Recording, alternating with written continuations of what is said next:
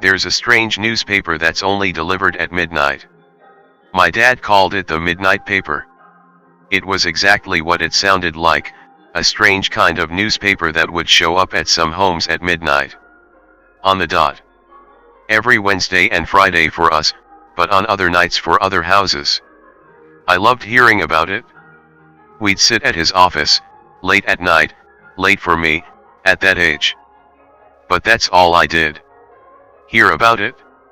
I never saw one, even though my dad said he had many copies. He never told me any of the stories that were supposedly printed on it. So after a while, I lost interest. Grew out of it. Until now. After the funeral, I decided to stay at my parents' for a while. See to their bills, think about what to do with the mountain of personal belongings that absolutely nobody would want. It was a Friday. Before I knew it, it was midnight.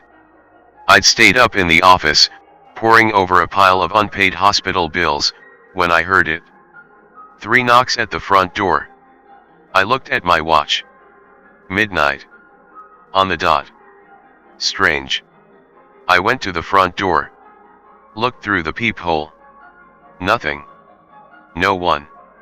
A series of likely scenarios ran through my mind. Maybe it was a kid playing ding-dong ditch. But then why didn't they ring the doorbell? I unlocked the front door and pulled it open slowly.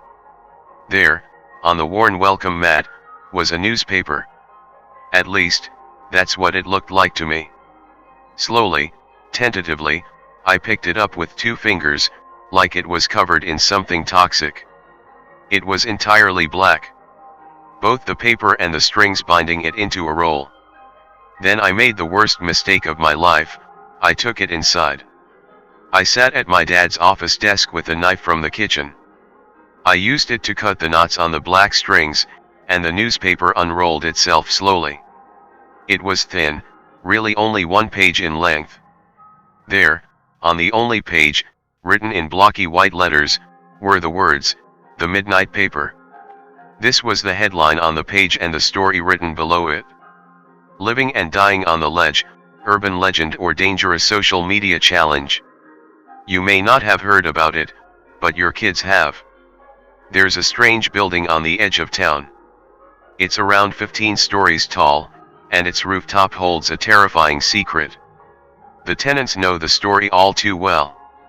Last December, a girl, whose name this publication has chosen not to publish, attempted to take her own life by jumping off the rooftop and into the cold asphalt approximately 150 feet below.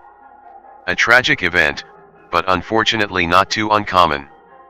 But, if you believe the word in online forums and instant messages, this was no ordinary suicide attempt.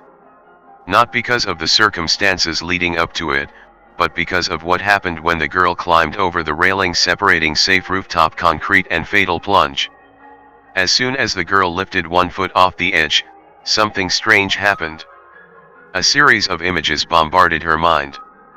It was her father, crying in her bedroom, surrounded by his daughter's belongings. Then it was her funeral, all her friends in suits and dresses with grief and pain racking their faces. Then it was her own body, what was left of it? Twisted and broken and bloated and covered in stitches, yet still crammed into a dress. The girl put her foot back on the edge. Shocked out of her fatal decision. But then, for some reason, she lifted her foot once more. The images came back, but this time they were different. It was her wearing a graduation gown. It was her in a college dorm. It was her with a boy. She hopped back over the railing and took the stairs down. The way down. The safe way down. She told a friend, who, mockingly, told another friend. That friend told a few others. You know the rest. Someone posted it online and soon the internet ran with it. That building became a million others, in a million different towns. And for some reason, people started trying it out. They'd go out in groups to play what soon became known as the ledge game. If you stood on the edge of a rooftop, on the wrong side of the railing, and stuck 1 foot out, you could see your own future. One such group decided to try the game out, with disastrous consequences. One of the girls in the group chose to go first. She climbed over the railing, stuck one foot out, and soon regretted it.